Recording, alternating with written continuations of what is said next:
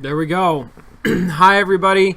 Welcome to Play by Play. My name is Sean Bouchard. I am so happy to be here with you this Thursday night. I am excited about tonight.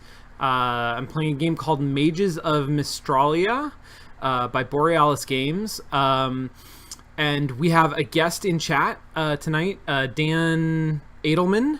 Who is from the Borealys Games team. Thank you very much for joining us, Dan. I'm really excited to have you here. I am excited to play this game, which I don't know a ton about, but I looked through sort of the Steam page for it when I picked it up, and their website, and am really sort of excited. Like it has an aesthetic that is like a pretty straightforward action adventure fantasy sort of a game. It reminds me of some games that I played, but I'm blanking on the specifics. But we'll come back to some of that stuff. But it's got an emphasis not just on the sort of action adventure, of the game, but on the idea of spellcrafting. Spellcrafting is something that we have seen, numerous times over the years come into games in various different ways. And I think probably the sort of biggest and most recent example of this kind of phenomenon is probably Magicka.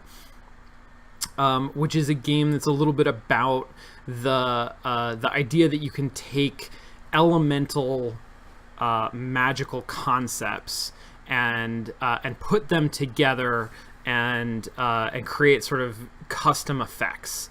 And Magicka has like a little recombinant system for doing that, and it is played for laughs. It's sort of, you create these effects that you kind of don't know what they're going to be, and they're exaggerated, and they're dangerous. They're more often than not, they're not just effective for attacking enemies. They're also going to like screw with you and your teammates. And so there's sort of like a physical comedy around the idea of spellcrafting. And the sense that I get is that this game takes a very different approach to that kind of a concept. So excited to try it out and see what it does and where it comes from. Trying to think like news that I have at the top. I just want to give a shout out to Cardboard Camp, which was last weekend. Which was a blast, a ton of fun. I know there were a couple of people who came because they saw posts about it on Twitter. If you don't know, Cardboard Camp is a sort of a nascent club that I'm helping to organize with a couple of other people. My colleague Jesse Vihill, Asher Vollmer, the designer of Threes, and Greg Borenstein. The four of us have sort of put together this organization for play testing and developing tabletop games. And we do it about every 6 weeks, every couple of months. We get together and invite people who are game developers, who are tabletop game developers, to bring games that are in progress, and people who just like playing board games to come and try them out and give feedback. And it's been a blast every time that we've done it. We've done, I think, 5 of them now. This was maybe our 5th one, and we're starting to open it up to be a little bit more public. So in the past, it's been sort of small groups that we've invited to come and do this, and now we're like posting about it a lot more and inviting a larger community to come. So if you're in Los Angeles and you like tabletop games, go to cardboard.camp and check out the mailing list for that. It's really a blast. Like, it's really, it's obviously right up my alley, but I love sitting down with a game with the designer of that game and getting to sort of play it and talk through the thought process behind it, and how what's working and what's not working and where it might go in the future. I'm overdue for a haircut, as Eve is pointing out in nicer terms than that. But that's where my hair is. So that's hair status, cardboard camp. I guess the other thing is that Twitch rolled out subscriptions for affiliates this week, which is super cool. So there is now, I believe, a subscribe button on my page, and if you have not yet used the your Twitch Prime subscription for the month, if you have Amazon Prime, then you can subscribe to the channel for free by doing that, which is, it's very cool. I feel sort of like honored and lucky to have to now be in that cohort of folks who have that option available. I really appreciate that Twitch is rolling that out to more people. This is obviously a smaller show than a lot of, the shows that are really like monetizing on Twitch. But there is expense associated with it, and I volunteer a lot of my time to do this, to set things up and get the tech working and play these games, and I'm happy to do that because I love doing it. But there are also other people behind the scenes, moderating the chat, arranging for the games that we play. Eve has been fantastic the past couple of months, helping to get devs on board to come and join the chat, and that's, I think, really added something to the dialogue that we can have here. And so if you enjoy the show and want to help support it, and have a few dollars to spare, or a Twitch Prime subscription that you haven't used, I'd certainly appreciate it if you would hit that button. And that's all I'm going to say about that. Thank you guys so much. So good to be here. Excited for tonight. Gonna play a video game. Let's play video games. So Mages of Mystralia. There was a little bit of an introductory cutscene that I sort of half caught, that was about Kingdom, Fallen Kingdom, had a golden age, no longer in the golden age, magic is sort of outlawed, but occasionally mages still pop up, and it's not awesome when they do. Oh, here we go. Got it. Start using a controller.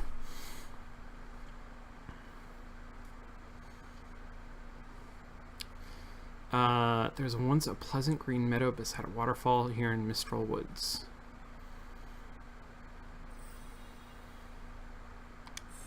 All right. I like denoting the cinematics with the letterboxing that comes down. Okay, so this is, I think, the character from the introduction that we didn't see, who is a mage and has now been sort of outcast because of that.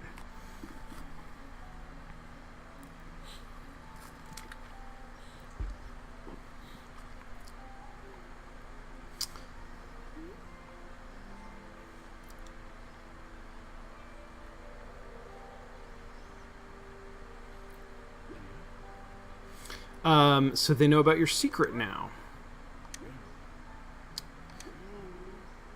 It's a little presumptuous.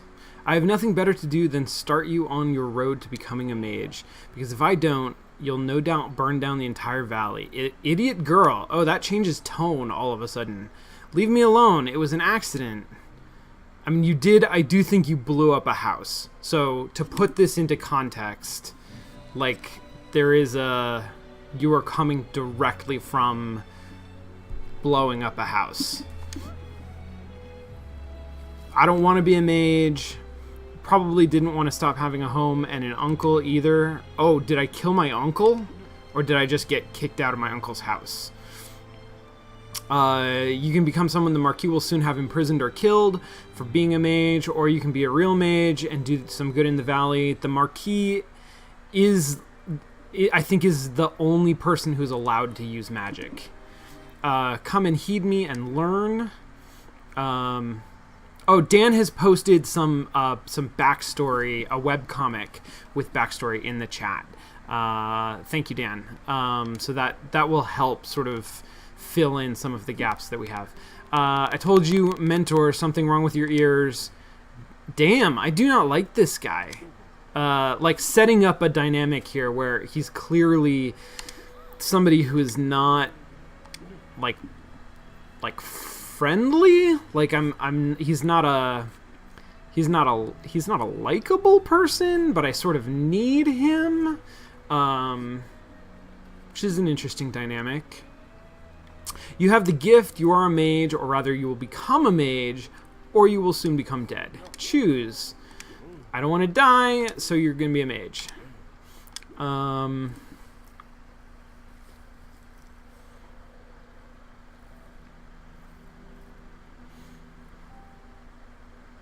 I like that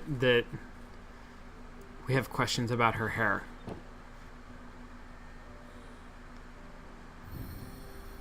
It's an extremely tight ponytail, I think is what we have. All right, so third person, sort of top-down action RPG controls. I'm trying some buttons, but oh, wait.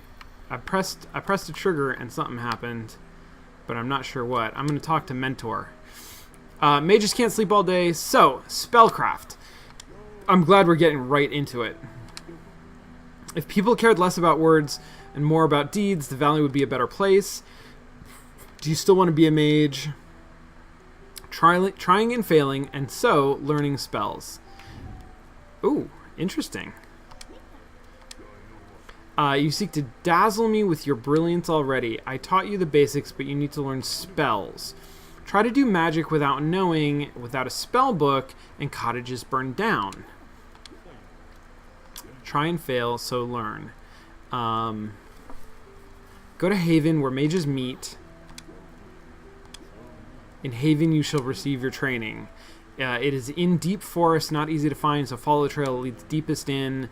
There I shall also be and teach you some beginnings.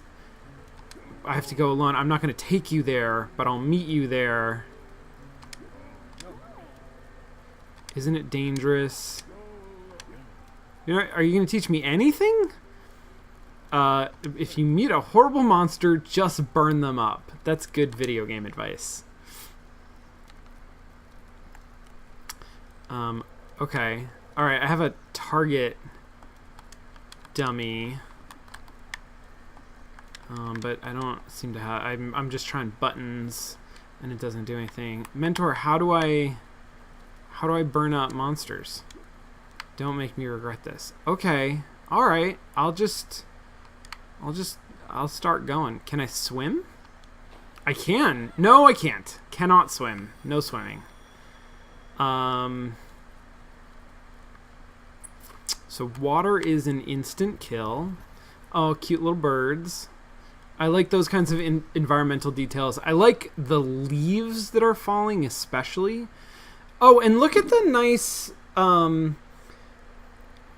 I mean, I hesitate to say cinematic, but literally cinematic camera work in the lower left-hand corner, where you have sort of an out of focus, as though this is a camera that has an inherent focus. So I can just fall off of ledges and die. Okay, good to know.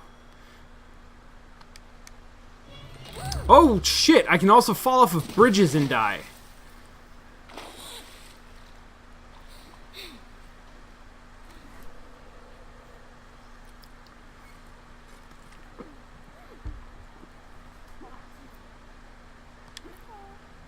How am I going to reach Haven now? I mean, I didn't actually feel like I had a great sense of where I was going before, but I guess the idea is that now I'm just lost.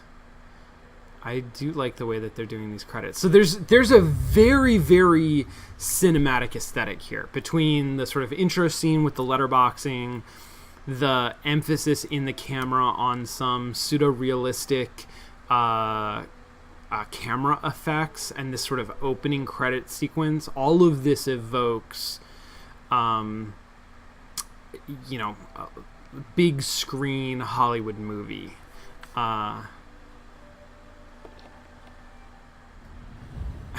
That made me nervous. That the sound design on that especially just made me a little nervous. Okay, spellbook. Whoa! I like that effect.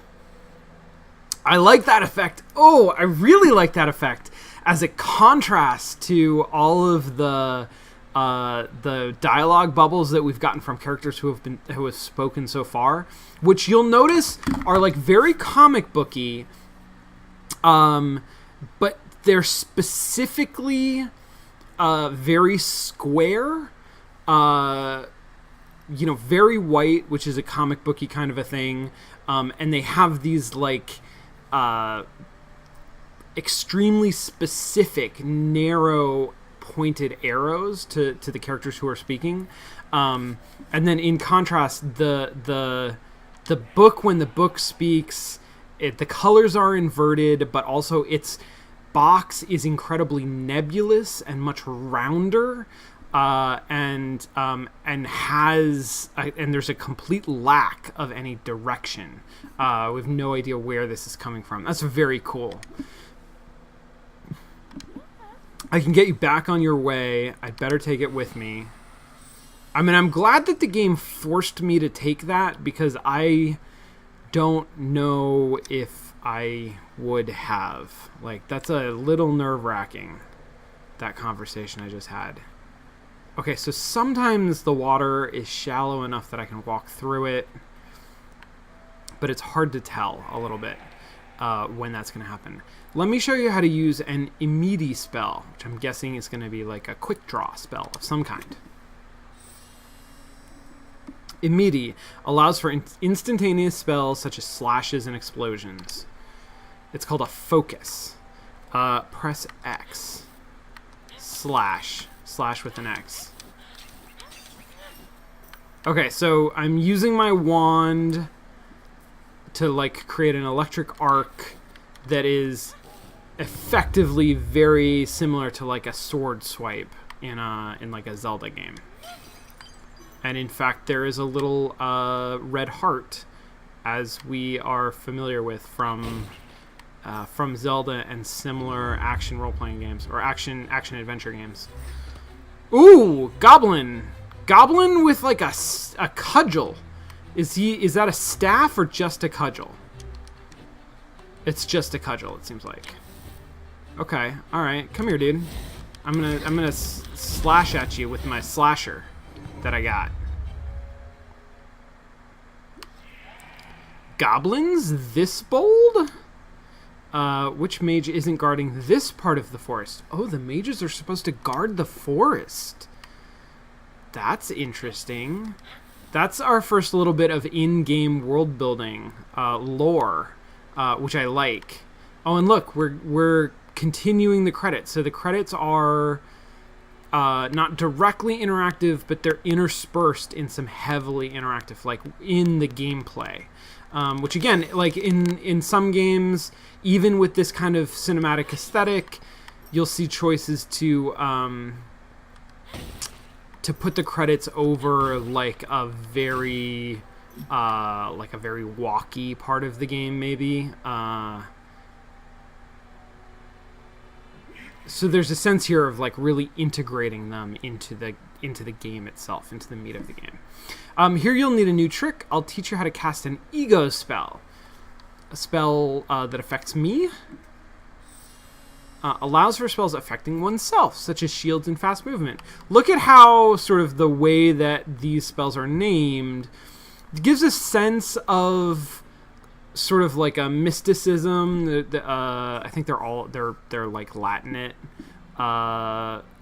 roots, which is, you know, I don't know, that we associate that with arcane knowledge and mysticism, and yet familiar enough that I can sort of intuit what it's going to mean before it's even explained to me, which is super valuable in helping the player form a mental model of what the game is going to be, how it's going to work, how things are going to work in the game.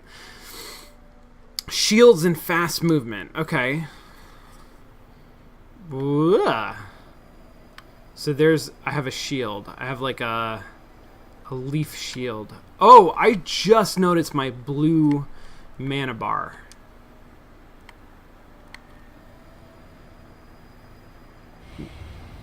Which it seems like that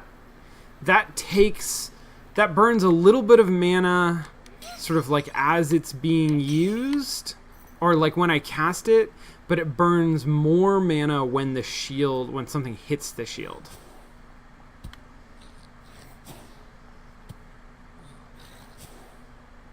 Ranged goblin. Yeah.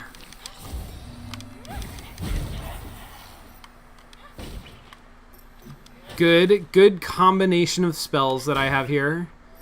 Like, I can use this to defend myself and attack.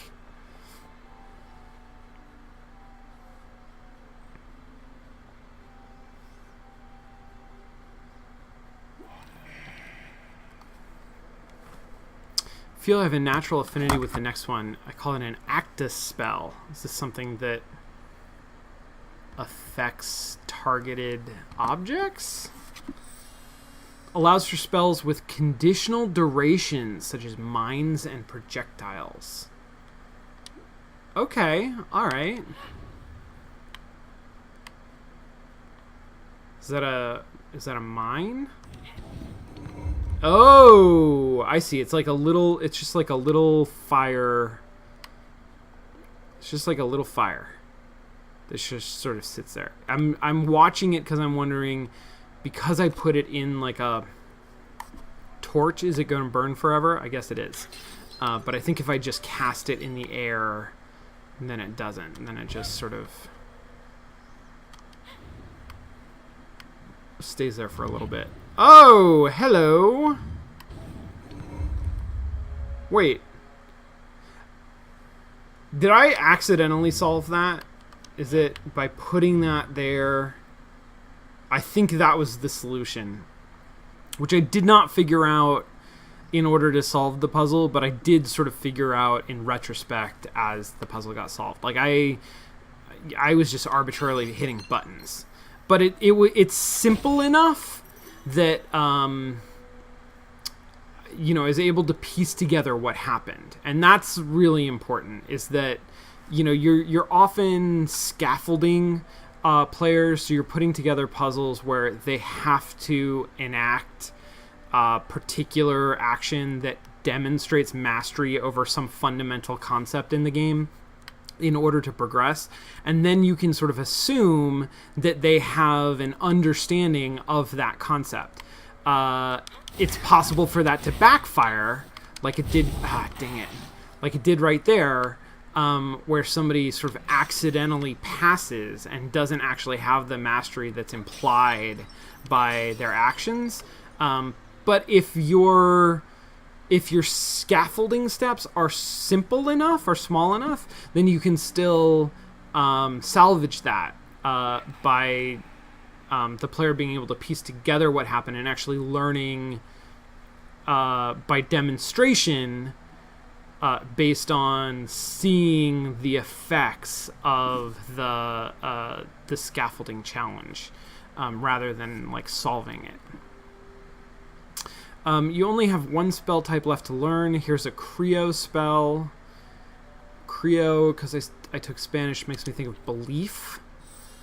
Allows for spells with durable effect, such as ice bridges and firewalls. So create, which is actually, that's probably a better Latinate kind of identification. So all right, this is my lightning, that's my fire, and that's my ice, my Creo ice.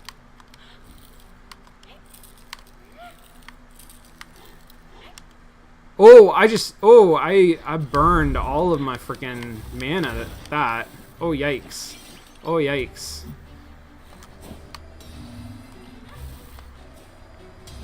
Oh, no. Oh, no. Two enemies is tough.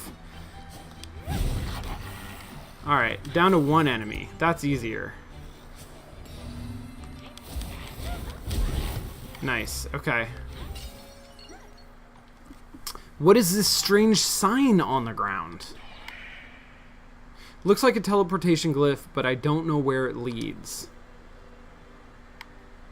Well, let's find out.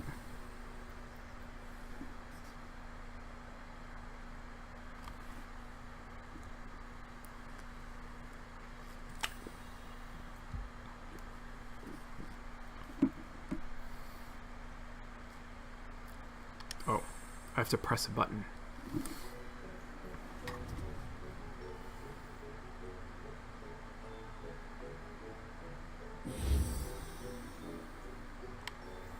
Okay, this seems like a good place. You took your time. Dude, chill out. I found this. You already have a spell book. Show it to me. You already have spells in there. You certainly skipped a lesson or two. Alright, well, that's fine. I feel like I'm pretty good at it. This is the enchanter. The enchanter is not human. Nice to meet you. The enchanter speaks parcel tongue. I'm the one who takes care of this place. He also the one who provides the spell books, but you're beyond that. You're ready to go out in the world and start becoming a proper mage. Sweet. We learn by doing. First, you're gonna go to Mistral Woods. Evil has started to take root there. What can I do? Find the source of corruption. Is that really what mages do? A tip before you go. You see this lamppost. Use it to record our memories and preserve our progress. So checkpoint system. Use it as you travel. This is what allowed mages to prevail for so long. Don't step on flowers. I like the enchanter. Follow the road south to reach Mistral Woods. Good luck if you believe in such a thing. How do I... Okay, I guess I don't need to do anything to activate the lantern. Oh yeah, it seems like if I just get close to it, it lights up.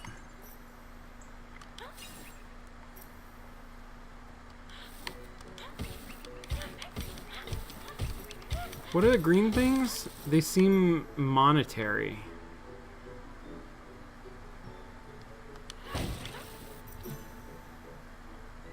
Oh, there's a barrel that's like... Oh no, it's a chest! I got soul beads times 5. These stones are very common. Uses magic reagents. And now it's a currency. Okay. Sweet. Here's a person. Can I talk to persons? Zia, right? I'm Cinna. You come here to relax, meet other mages, and eat. There's also the trial of the mages to test your skills, but you're not ready for that. Okay. What are these things? Oh, tree roots. Okay. I'm supposed to go south, I think, which I assume is like down / outward. Oh, here's a way to do that. I'm gonna go up this conspicuous, like, tower thing first. And inspect this star. Yearly gathering of mages, this is where it takes place.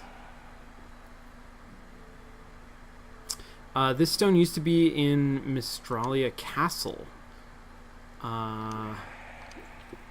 My mysterious spellbook is intrigued by things. That's interesting. All right, let's take the log south.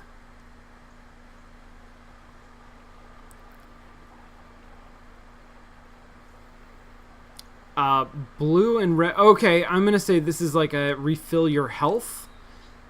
Drop 4 purples, and your life shall increase. Got it. I don't have 4 purples.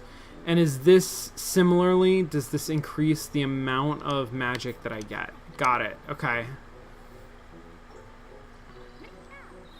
Oh, you're new. I'm Emma, a mage just like you. I guess you're wondering how to get out. Yes. Haven is protected by a magic seal. You need to dispel it before you can go in and out. Why don't you try to unseal it? How do I do that? Speak mage and enter.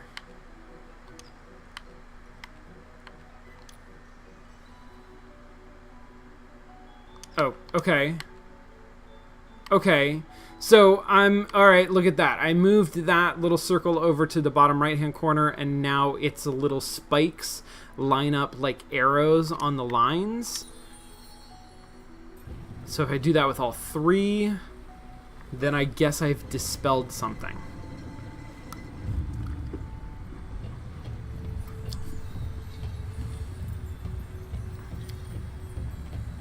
That seems more like a mechanical operation than a spell, but you'll find other seals in remote places in the valley and probably have to solve more difficult puzzles to unlock them. I love that effect. That's sort of very you can definitely get away with it better in a cartoony aesthetic like this. But it's so helpful to have a sense of what's the word for your sense of where your body is? It's like it starts with an A, I think. Somebody can look that up. I don't know what this is, but I don't seem to be able to interact with it. Not kinesthetics, that's not the word that I'm looking for. Oh, yes. Proprioception or perioception, it's something like that. Exactly. You know, one of those words that starts with an A. Young lady, can you tell me what we are? Where we are. My map says we're here. I'll just follow the road. I hate having to take a detour. Who are you? You can access your map to see how to reach other areas. Oh, I see. Map. Got it. Ooh, this is an interesting map layout. Mistral Woods. Cleanse the Mistral Woods. That's my quest. Villagers of Greyleaf used to transport goods through the woods. Okay. Plate says, Uthar Bathian, the royal cartographer, a man who dreamt of exploring the world. He bravely ventured into the unknown, put in ink the lay of our land. His footsteps reached the most secluded glades, the highest peaks. Okay. Rockin'. Good job. Traveling merchant. We're going to the rise, but the way ahead is blocked. We'll have to go through Mistral Woods. Okay. Should I be looking... It seems like my quest is in Mistral Woods, which is to the right. So I want to take this path to the right, maybe? Not sure if that logic actually makes sense. But hey, traveling to Mistral Woods. It got me there.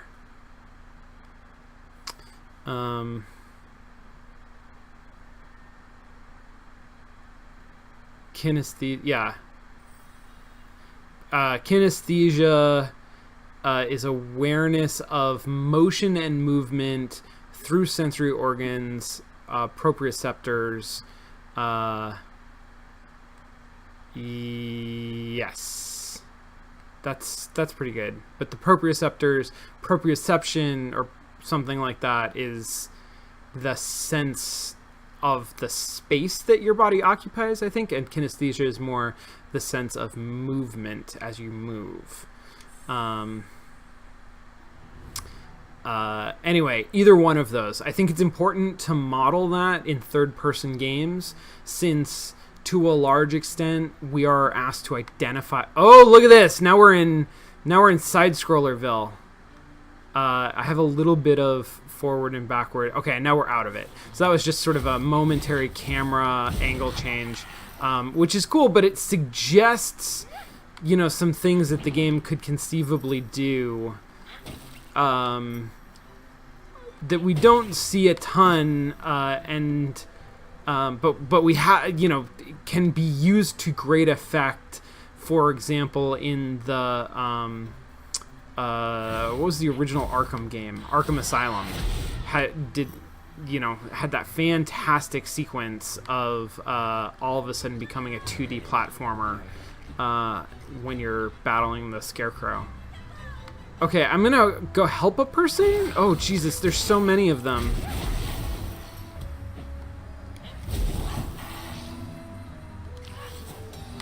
Okay. It's largely a matter of timing. Oh, I know this person!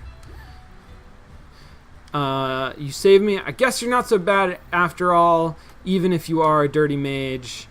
What are you doing in the woods? You know it's dangerous. The way the castle is blocked. Trying to find another way. My cart broke down. I was attacked by goblins. It only gets more dangerous. Gather my things and return to Greyleaf. Can you let my husband Vitas know that I'm here?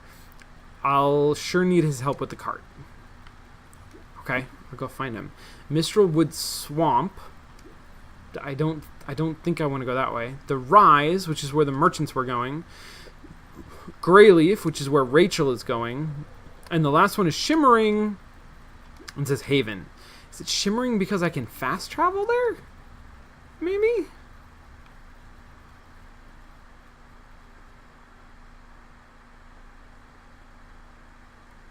Oh, been here.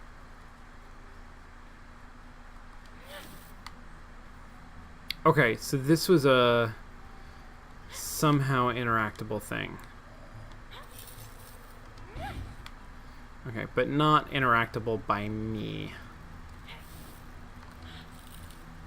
Okay. Ice does not beat fire. Is fire gonna hurt me? Not in this context. Necrosis Thanatos. Necrosis Thanatos, Dan, is a reference to another game that we played on actually another show that had a... Oh, shit! These bunnies come in packs! That had a Kickstarter backer reward of getting your name put in the game, and one of the names was Necrosis Thanatos. Which is a pretty remarkable name. And so we remarked upon it.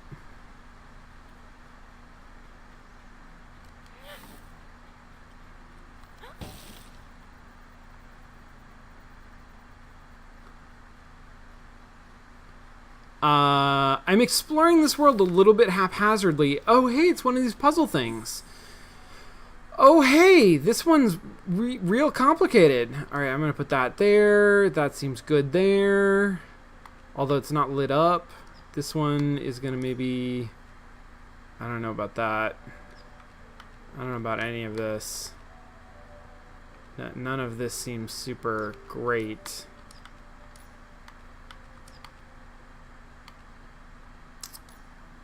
I mean, clearly not. I mean, I don't have enough things to do all of this. So what's the plan on that? Okay. All right, I'm going to come back to that unless it's I'm going to look at it one more time. Is there a subset of this that I should be making?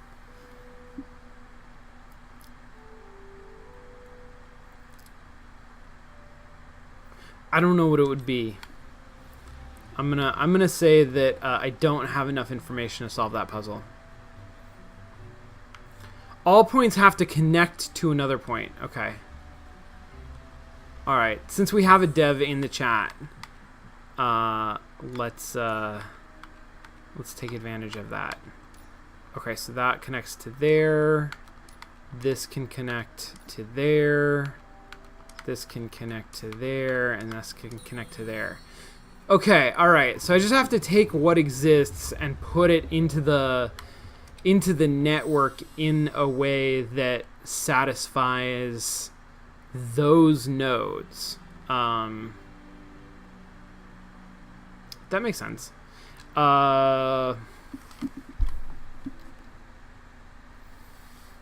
Purple soul beads are uncommon and more potent, but considered to have no monetary value. Got it. So I can only use it to use those fountain things.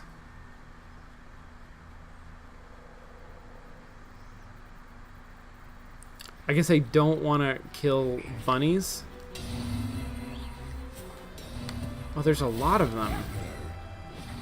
Dang it. Coming from all angles.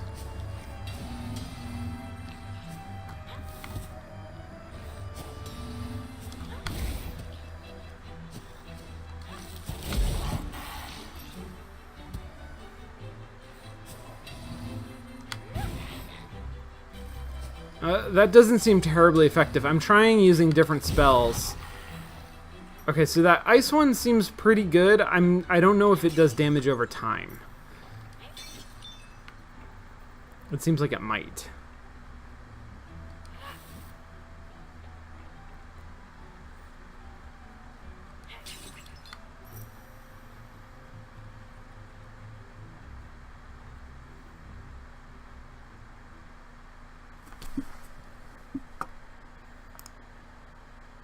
Game audio is low. Let me see if I can fix that. Let's try that.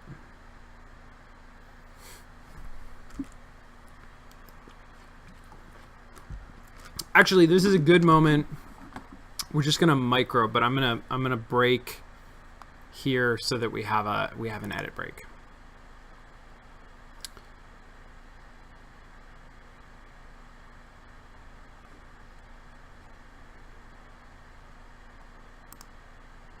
And then come